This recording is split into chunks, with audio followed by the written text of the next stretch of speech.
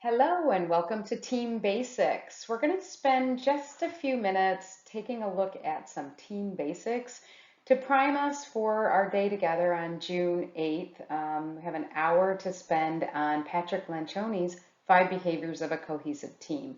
But before we dive into that, we want to just take some time to back up and look at what it takes to really be an effective team together. So let's go ahead and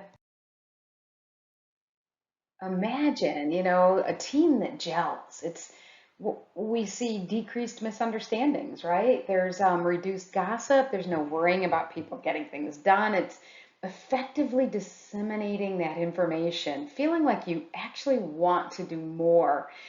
And we're less stressed. We're enjoying work more, and it's much better patient care. I'm sure you can think of a lot more than this, but you get the point. Teamwork is beneficial because we can really get more done. And teamwork is just the joint action of people working toward that same end goal. And so when people talk about teamwork, they mean more than just completing a task.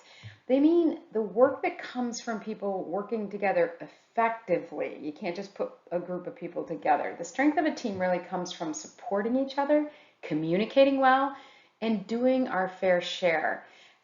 There's a lot of characteristics that define a team, and we'll be diving in deeper. As we remember what we've talked about over the last couple of days, disc styles definitely, make or break a team. And I don't mean the styles alone. I mean what we're doing with those styles. So remembering that everyone has different motivators, different stressors, different priorities. Success really comes from adapting to each other, to connect, to relate, and to communicate more effectively, and adapting to tasks to be more effective as a team. We can't always just work within our strengths. We've got to exert more energy and effort sometimes to make it work from a task perspective, but also from a team perspective. And it does take some basic values and skills to gel as a team. Respect for one. Respect those differences. Don't assume that everybody's just like us. Value those differences, appreciate each other, recognizing each other, showing, telling people that you appreciate them, trust each other, helping each other stay on track, clear communication and two-way dialogue. There's a lot that goes into an effective team.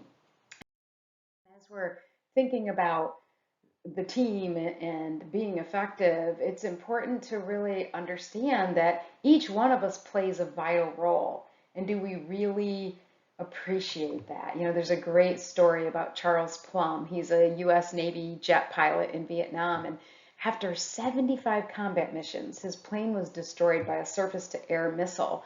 Plum ejected and he parachuted down into enemy hands. He was captured and he spent 6 years in a communist Vietnamese prison. He survived that ordeal and now he lectures on the lessons learned from the experience. One day when Plum and his wife they were sitting at a restaurant, a man at another table came up and said, "You're Plum. You flew fighter jets in Vietnam from the aircraft carrier Kitty Hawk. You were shot down." "How in the world did you know that?" asked Plum. "I packed your parachute," the man replied. Plum gasped in surprise and gratitude, and the man pumped his hand and said, "I guess it worked."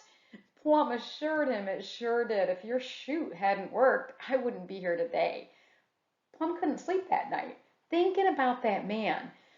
He kept wondering, what did he look like in that Navy uniform? Maybe a white hat, a bib in the back, and bell-bottom trousers, and he wondered how many times he might have seen that guy and not even said good morning, how are you, or anything, because he was a fighter pilot and the other guy was just a sailor. Plum talks about this in his book and in his lectures, and he explains like how many hours the sailor probably spent at a long, wooden table in the bowels of the ship, carefully weaving the shrouds and folding the silks of each chute and holding in his hands each time the fate of someone he didn't even know. So each member of the team plays an important role. And the more somebody feels valued and respected, the more motivated they're going to be to contribute to the team. So, the power of teamwork, it's incredible when you think about that old adage or that acronym most of us know, together everyone achieves more, TEAM. But it only works when we gel as a team. And we have to respect that there are definitely phases that each team is going to go through to different degrees. And the more aware we are of the phases that the team goes through, the easier it's going to be to navigate them rather than resist them. Many leaders expect to put a group of people together and then just have them instantly perform, instantly produce the most effective results. It doesn't quite work like that. We really have to respect that when we get together, we're first just a group of people and we're forming. There is a storming phase, and that storming phase, it has to happen, and then we can kind of normalize. We get to know each other, and then we get into performing. And it was psychologist Bruce Tuckman that first came up with this forming, storming, norming, and performing. I think it was back in like 1965 in an article he wrote something about developmental sequence in small groups. And he used it to describe the path that most teams follow on their way to high performance. And they go through these phases. So the important thing to remember is all teams go through these phases, as well as to remember that whenever there's a change, whether it's a new person or a person leaves, it changes the dynamic of a team. Just to hone in a little bit deeper on each one of these phases, you think about in the forming stage, people are positive, they're polite. Some people are a little anxious, they're not fully understanding the expectations. Other people are excited, the roles and responsibilities have to be clarified. At this stage, it can last a while because people are getting to know each other, and they've got to make an effort to do that. And then we get into the storming phase, and that's when people begin to push the boundaries. It's a stage where a lot of teams can end up failing because they don't navigate through that storming. Storming is good. We need to hash things out. We can't ignore it. This is where conflict happens. And in Patrick Lencioni's model, we talk a lot about conflict. It's important to understand how to navigate that, not shy away from it, and not have harmful, destructive conflict. So differing work styles can definitely cause unforeseen problems, and people can become frustrated. So situations in storming need to be handled properly, and that's how the five dysfunctions of a team, or the five behaviors of a cohesive team, as we spin it around and make it the positive side of it, can really help through this storming phase.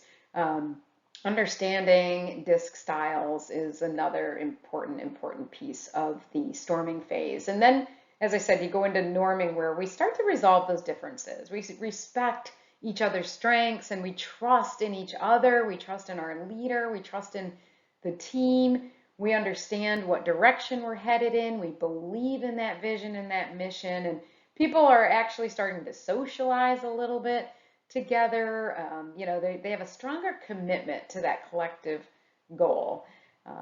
And that's when people can really start to go into performing. And performing happens when we've taken the time to build that strong, cohesive team. And it takes more than, like I said earlier, just putting a group of people together and expecting them to get results. And so, conflict, like I said, is inevitable. But what's going to be important for each of us to remember is that we've got to be water on the fire instead of gasoline. It's so important to take care of ourselves. And this is why, because this isn't the only reason why, but this is a big reason why, because our health affects the way we feel, and affects our thoughts, and affects the way we interact with other people. And so I can't stress that enough. I stressed that in the other video and in our time together. Making sure that we're eating properly, making sure we're getting some exercise, even if it's right here in the chair, just moving our bodies, doing that parasympathetic breathing where we're deep breath in, holding it, releasing it all the way.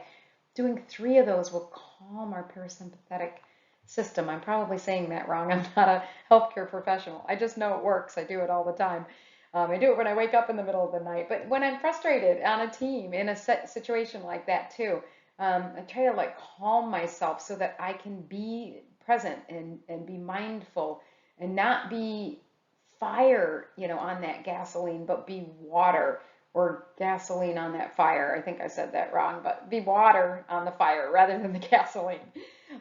You get the point. So, when you think about it, we're as a team, another one of our responsibilities, and it's in Lencioni's model, is to hold each other accountable, to help each other stay on track. And I don't know if you've read The Last Lecture by Randy Pausch. I love this book, highly recommend it. One of my favorite quotes in it is, when you're screwing up and no one says anything to you anymore, that means they've given up on you. So, it's good when people are pointing things out. It doesn't always feel good, but we need to do that for each other and just do the best we can with it so that we can help each other stay on track as a team. When our intent is to help each other, it comes from a better place. It's not going to be, I'm so frustrated, I'm so ticked off, I just can't take any more, and I'm going to explode on this person. We've taken care of ourselves, we do our best, take those deep breaths if we need to, and start, by saying, hey, I want this to work out for both of us. I'm going to point this out. It's nothing personal, however we need to have that conversation, but make sure we don't shy away from it, because a team relies on each other to help each other be successful. And I'll just close with a quick look at the model here. You've probably seen this in your assessment, that the groundwork is really on trust, identifying the strengths and weaknesses, which we've looked at a little bit with DISC, and with the work of leaders, especially looking at those areas that we might need to focus more energy or effort on. Doesn't mean it's a lack of performance, remember. That does not measure that. It measures where your energy or effort might be, how natural it might take you. And spending, face-to-face situations builds trust tremendously. Healthy conflict, meaning, I put healthy in there because a lot of people have a negative connotation with conflict. We mean that we're going to hash things out. We're not going to have artificial intelligence. That never helps. We need to be able to talk things through. Maybe we establish some ground rules for the conflict. And then commitment is that next step. So it builds on each other. When we have trust, we can engage in that dialogue. When we can engage in that dialogue, we can get commitment. We can get rid of ambiguity. We can ask for commitment. And then we can help each other stay on track, accountability. And we're always working toward that collective goal. So I'm looking forward to seeing you all and working with you on June 8th. And what we'll do is unpack the 5 behaviors of a cohesive team. In the meantime, if you want to reach out to me, it's Laurie, Laurie, at unlimitedcoaching.com. And if you're on LinkedIn, please look me up and follow me there. I love to share tips and engage in dialogue about workplace situations. So thanks so much, and I'll see you soon.